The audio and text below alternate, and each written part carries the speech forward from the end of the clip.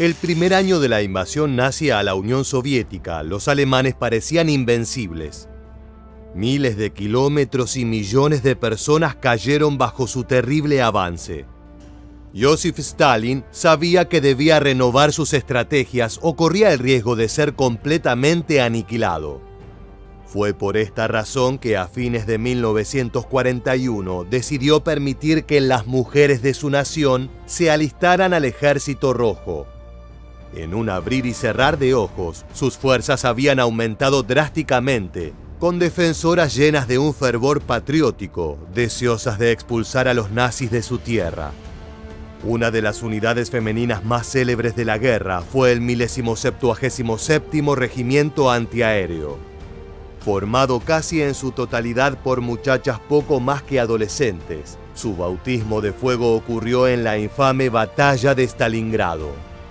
Enfrentándose a terribles condiciones, superadas completamente en número y en equipamiento, sabían que solo combatiendo con valentía podrían derrotar a su enemigo. Si no lo lograban, les aguardaba un trágico final a ellas y a toda la ciudad. Hoy en este nuevo episodio de Historia Militar, te contaremos todo sobre el 1077º Regimiento Antiaéreo y las valientes defensoras de Stalingrado. Para hablar de las acciones que llevaron a cabo estas audaces mujeres, primero hay que poner en contexto cómo se llegó a la batalla por esta ciudad. El 22 de junio de 1941, Adolf Hitler ordenó el inicio de la masiva invasión de la Unión Soviética en lo que se conoció como Operación Barbarroja. Millones de hombres, camiones, tanques y aviones cruzaron la frontera que separaba a la previamente conquistada Polonia del país de Joseph Stalin en una gigantesca ofensiva. El líder soviético, si bien sospechaba que el Führer estaba pronto a atacar, no logró preparar sus defensas. En tan solo unos meses, los soldados alemanes avanzaron miles de kilómetros de estepas rusas, destruyendo todas las posiciones defensivas que se le interpusieron. Traían consigo la muerte, no solo de los combatientes, sino también de civiles. Cientos de aldeas fueron incendiadas, muchas veces junto con todos sus habitantes.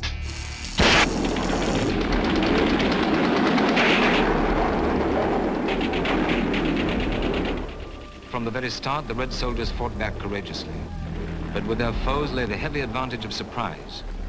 Against flamethrowers, against the best trained and most experienced fighting force in the world, this first resistance could be but short-lived.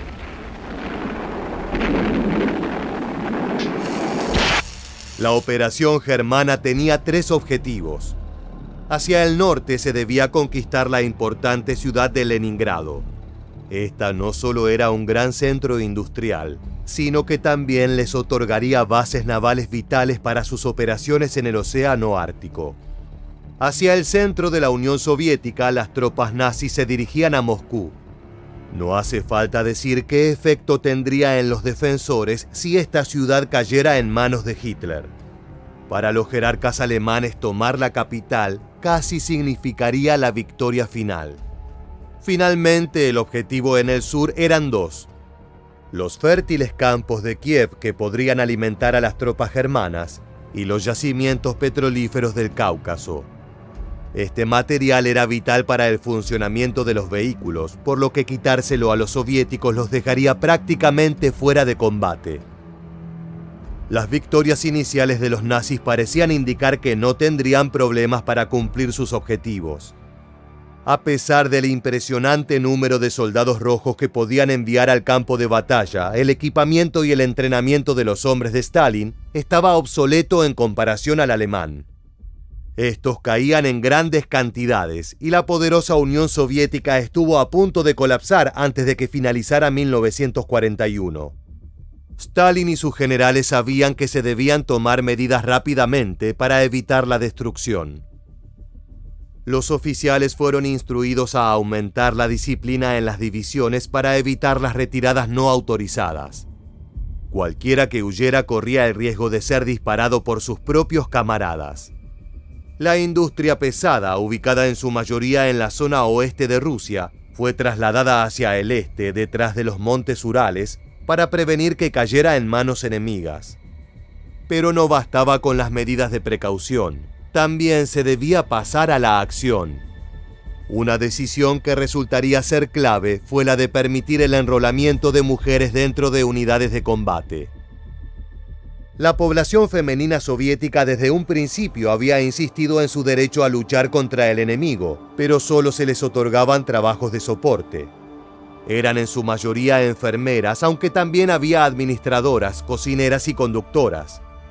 Sin embargo, la rapidez en la que los soldados del Ejército Rojo caían llevó a la reconsideración de esta normativa. De inmediato, los números de las fuerzas aumentaron en gran medida, llenándose de mujeres ansiosas de expulsar a los nazis de su nación. Una posición que muchas de ellas elegían era la de francotiradora. Sus cuerpos eran en general más pequeños que el de sus camaradas hombres, lo que las volvía más difíciles de detectar. Además, se decía que poseían más paciencia que sus contrapartes masculinas, la cual es una virtud muy importante para este tipo de rol. Algunas de ellas, como por ejemplo Lyudmila Pavlichenko, se convirtieron en figuras de la propaganda soviética, alentando a soldados y a civiles por igual a seguir resistiendo. También se crearon unidades casi en su totalidad compuestas por mujeres. Una de ellas fue el 588º Regimiento de Bombardeo Nocturno, que aterrorizó a los invasores con sus aviones biplanos. Como su nombre lo indicaba, realizaban la mayoría de sus operaciones en la oscuridad de la noche. Los alemanes eran incapaces de verlas, pero podían escuchar el sonido silbante que realizaban sus aeronaves. Fue tan grande el miedo que causaron en los nazis que ellos mismos las apodaron las brujas nocturnas. The women would fly at high altitudes, then switch off their engines and glide to a bombing altitude, where in almost silence with no engine sounds, they would drop their payload and cause chaos. They were like ghosts, and they would cause a lot of confusion amongst the Germans. Estos son solo algunos de los ejemplos más conocidos de las combatientes femeninas, pero hubo muchos más. Se cree que alrededor de 1 millón de ellas se alistaron en el ejército cuando se les permitió hacerlo. Todas las medidas tomadas por los defensores ocasionaron que el avance alemán, en principio aparentemente imposible de frenar, comenzara a ser resistido. Casi ninguno de los objetivos de Hitler fue alcanzado. Leningrado fue sometida a un terrible y largo asedio, pero la ciudad nunca cayó debido en parte a la voluntad inquebrantable de su población.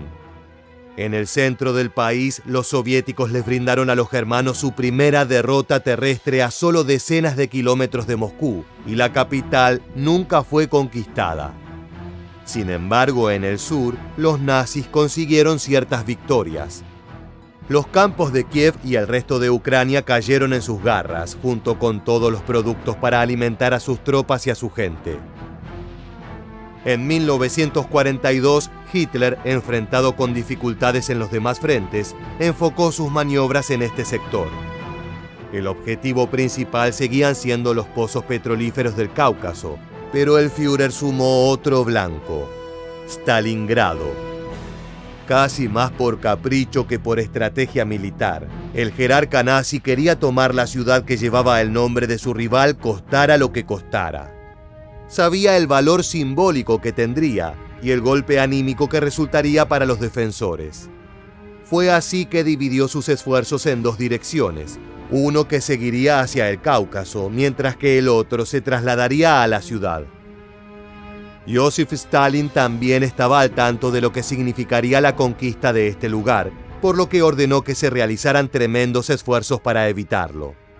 Stalingrado se convirtió en el punto donde la vida o la muerte de la Unión Soviética se decidirían. Una enorme campaña de propaganda fue empleada para llenar a los defensores de un fervor patriótico y para motivar a los civiles de Stalingrado a que ayudaran en el esfuerzo bélico. Todo estaba listo para lo que prometía ser una de las batallas más decisivas de toda la Segunda Guerra Mundial. El 2 de agosto de 1942, el Sexto Ejército Alemán, encargado de esta operación, cruzó el río Don, logrando establecer una amplia cabeza de playa en la orilla opuesta. Las divisiones germanas avanzaron desde allí hacia el río Volga, en donde se encontraba Stalingrado. Unos días después, unidades del 14º Cuerpo Panzer realizaron un sorpresivo y peligroso cruce que tomó desprevenido a los defensores. El 62º Ejército Soviético, posicionado justo en las afueras de la ciudad, se vio rodeado por sus enemigos. Ahora sus soldados se encontraban aislados sin poder entrar en contacto con el resto de sus camaradas puertas adentro. Y mientras tanto, los atacantes tenían ahora un camino directo hacia el interior de Stalingrado.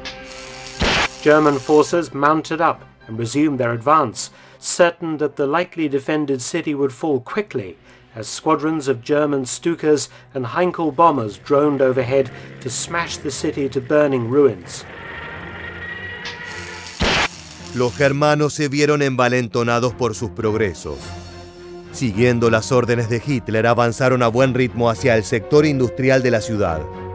La 16ª División Panzer, bajo el mando del general Hans Valentin Hube, consiguió ganar terreno rápidamente, adelantándose a las unidades de infantería.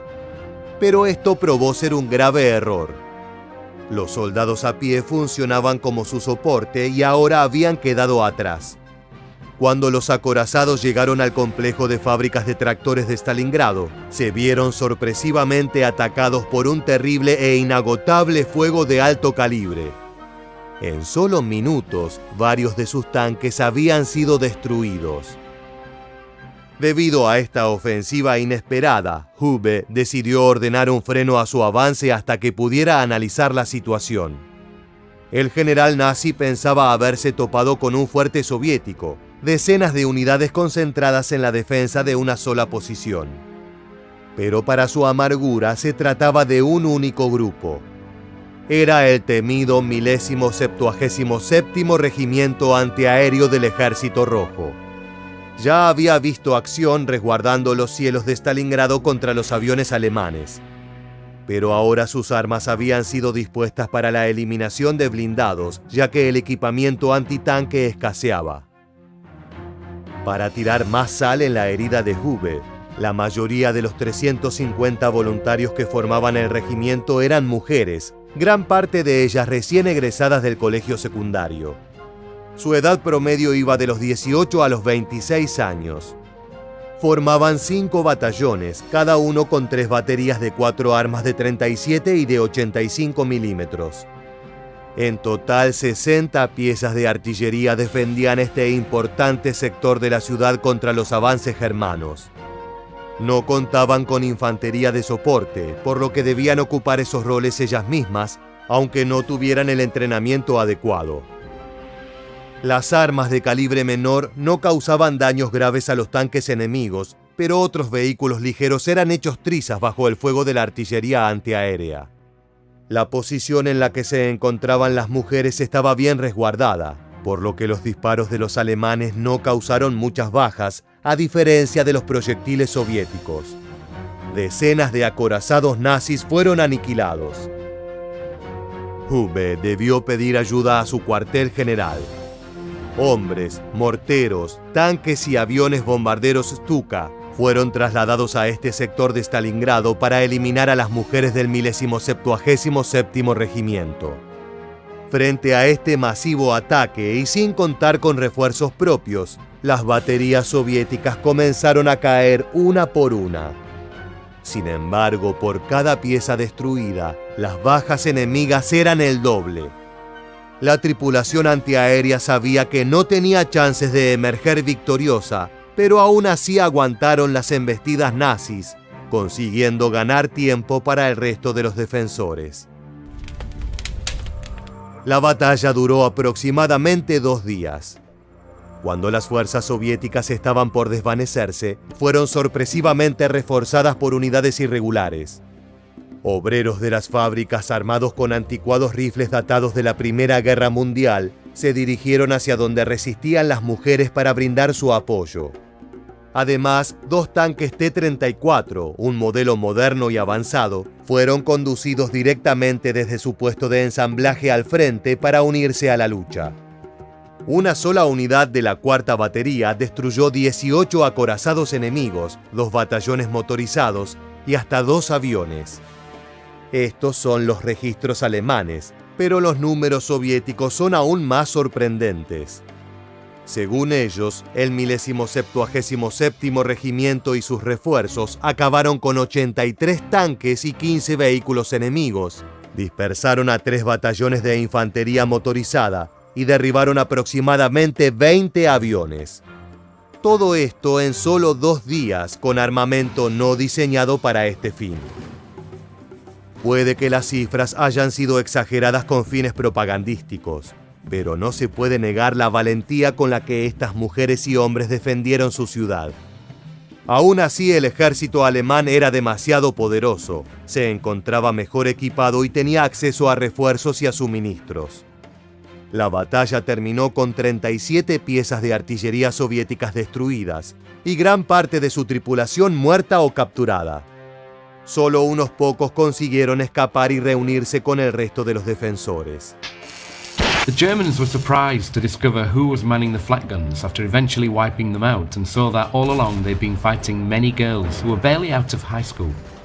After the 2-day battle, the 16th Panzer Division, in what amounted to a rare compliment during the brutal Battle of Stalingrad, referred to the 1077th tenacious fighting women. Los combatientes del Ejército Rojo que eran convertidos en prisioneros de guerra tenían un difícil futuro por delante. Los nazis los veían como subhumanos, por lo que nunca recibían un buen trato. Eran trasladados a campos de concentración y puestos a realizar trabajos forzados por horas, sin acceso a comida, agua o higiene. Otros eran simplemente ejecutados sin ningún tipo de juicio y enterrados en fosas comunes o incinerados. Las mujeres capturadas en las batallas no fueron la excepción a esta sádica regla.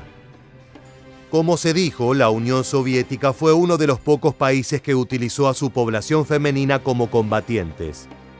Por esta razón, cuando los alemanes comenzaron a tener prisioneras en sus manos, muchos no supieron de qué modo reaccionar. Pero la mayoría sintió rechazo a lo que veían como un desafío de roles sociales. Las mujeres, según ellos, debían dedicarse a las tareas domésticas y estar lejos del contexto bélico. El único rol permitido en este ámbito era de soporte. De todas formas, se debe mencionar que esta visión no estaba muy alejada de la de los países occidentales como Inglaterra o Estados Unidos. Debido a esta anticuada postura, muchos generales decidieron que la única forma de tratar con estas combatientes era la ejecución. Miles fueron fusiladas por los nazis luego de su rendición. Algo que llama la atención es que, a diferencia de otras masacres, estas no fueron ordenadas por las SS o la Gestapo, que eran los organismos más crueles dentro del nazismo. En cambio, las directrices venían del ejército regular, que incluso alardeaba de su profesionalismo, distanciándose de los matones del Reich, como denominaban a los otros grupos. Es evidente que esta decencia no aplicaba a las mujeres soviéticas. The Germans had a derogatory name for female Red Army soldiers. They called them Flintenweiber, which loosely translates as rifle broad. Instead of being viewed as women in uniform, in the German military mind, they were indicative of the degeneration of communism, and they were the face of evil. Lamentablemente, también era común que estas muchachas fueran sometidas a abusos sexuales, a pesar de que los nazis veían a la población femenina de estas regiones como inferiores. Esto no evitó que miles sufrieran violaciones. Como los soldados que realizaban estos actos eran castigados por sus superiores si se los descubría, la mayoría fue asesinada luego del abuso para que no hubiera testigos. Debido a estos crueles y sádicos tratos, las mujeres soviéticas muchas veces preferían la muerte a la rendición, lo que las llevaba a luchar hasta el amargo final. Aún rodeadas sabiendo que estaban prontas a caer, seguían disparando sus armas, parando solo cuando la munición se terminaba. Este fue el destino de muchas de las mujeres que formaban el 1077º Regimiento luego de los días de lucha. Morir en el campo de batalla.